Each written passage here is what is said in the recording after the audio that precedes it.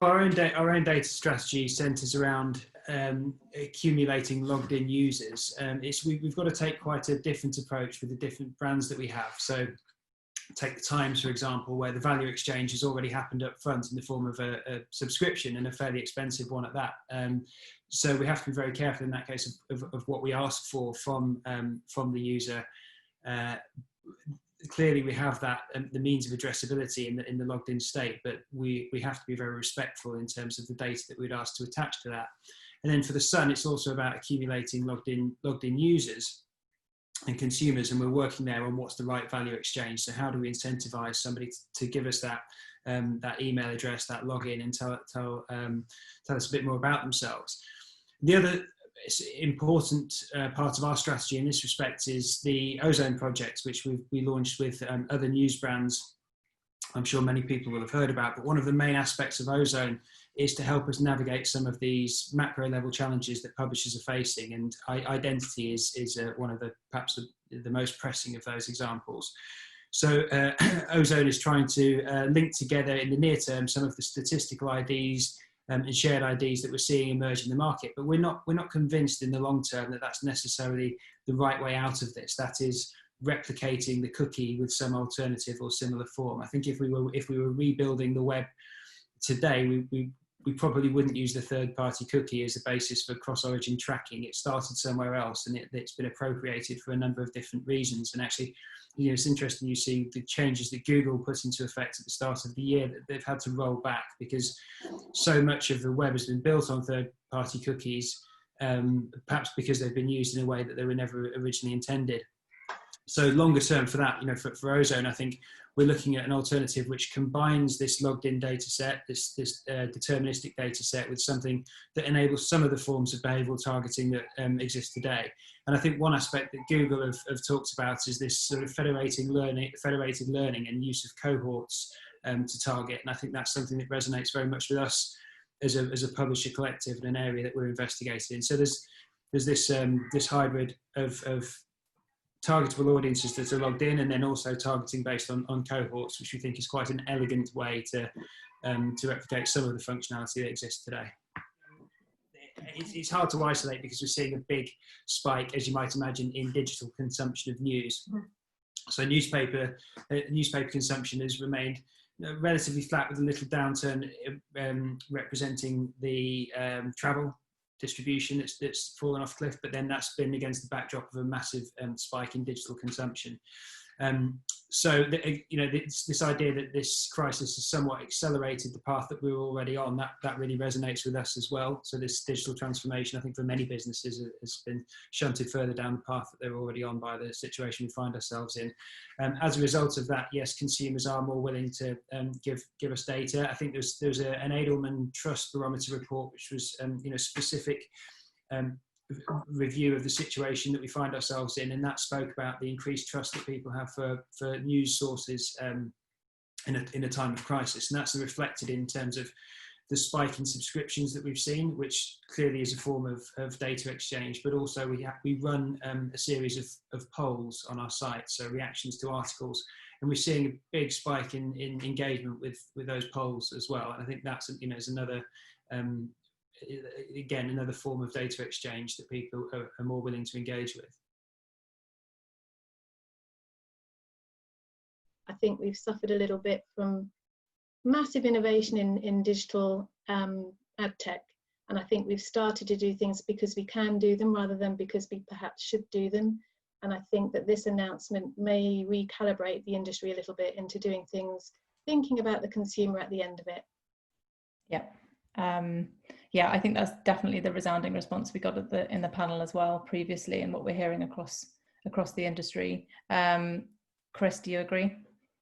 Yeah, I do. I mean, I would echo everything that Joe just said. I think something I'd add is it feels like we're going full circle a bit in terms of in the early days, advertising was very much about content and what part of the website do you want to put advertising or campaigns against, and then came all of this ad tech that allowed you to target individuals, and we're coming back to a place where it's very much about context and content again, with more sophistication around data tools that we can use to do that. So Yeah, I mean, I think it is. I think it's a good thing for the industry, and I think it's a good thing for publishers to have a bit more control about those conversations.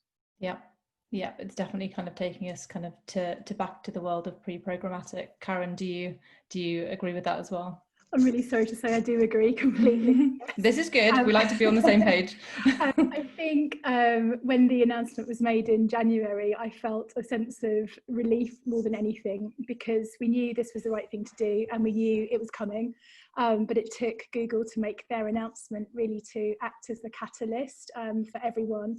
And of course, it's going to be really tough for businesses that have focused their being around third-party cookies and third-party data, but hopefully the best of them can adapt. And in the meantime, it's been very difficult in recent years for that whole programmatic ecosystem to put a value on quality environments, on publishing that's created and written by journalists for readers. There's been a temptation to slide towards creating content that's just there to deliver ad impressions and clicks, and none of that's delivering any value. And as Joe and Chris have both said, it's ended up with an erosion of trust.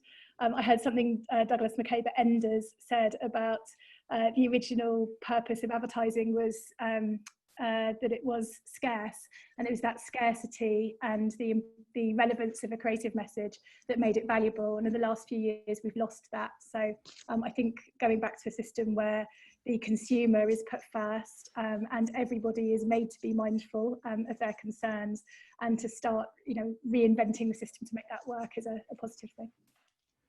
Yeah, I think that that echoes something that Ben said in the last session with regards to what kind of measurements you should put in place, and is the traditional measurements that we have today relevant to really what we want our audience to understand from us moving forward. Lucy, do you have any input on this topic specifically? Well, this isn't going to be great content, but yeah, I agree with what everyone else said. I think, from a selfish perspective, it's great for publishers. It gives us a little bit more control. I think it's better for marketers. They get more clarity on who they're buying. And obviously the most important thing is that the users will have trust in how their data has been processed. So yeah, I agree with what everyone said.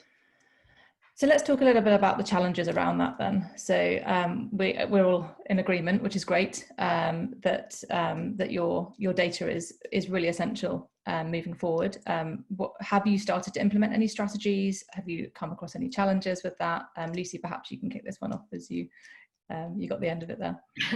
Yeah, definitely. I mean, we've always, I guess first party data has always been really important to the FT, especially like our declared demographic data. But I think we've always been quite reactive. We've always defended it and seen it as a really big asset, which we've wanted to make sure that we don't abuse.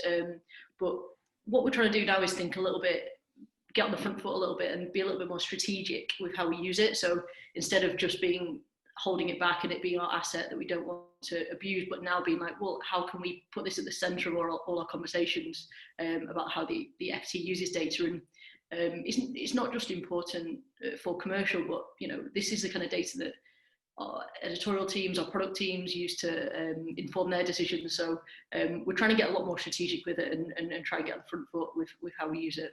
Mm-hmm. Any challenges alongside that you've really struggled with?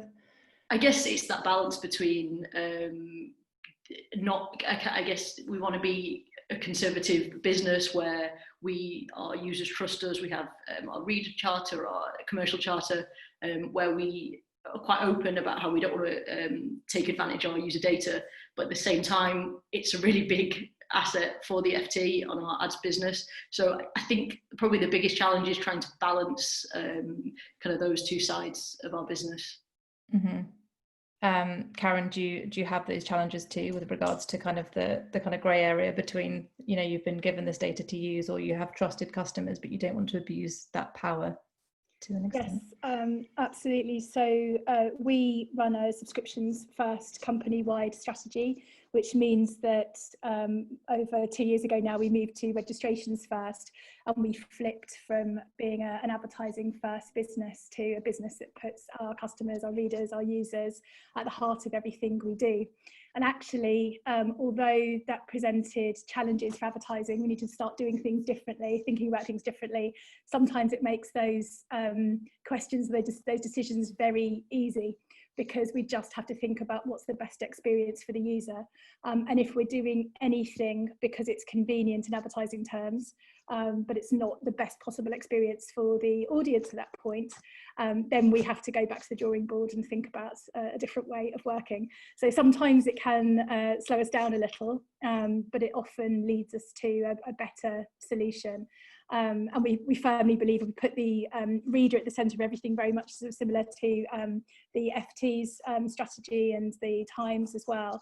But then that necessarily leads to a better experience for the audience. But what we've got to do is understand what data is available to us that is compliant, that is consented from users who are verified, and then find a way of monetizing that, rather than understanding what we'd like to monetize or what advertisers might be asking for, and then just harvest it. It's very much, you know, thinking about the byproducts of that subs first business, and then finding a way to make that work for advertisers.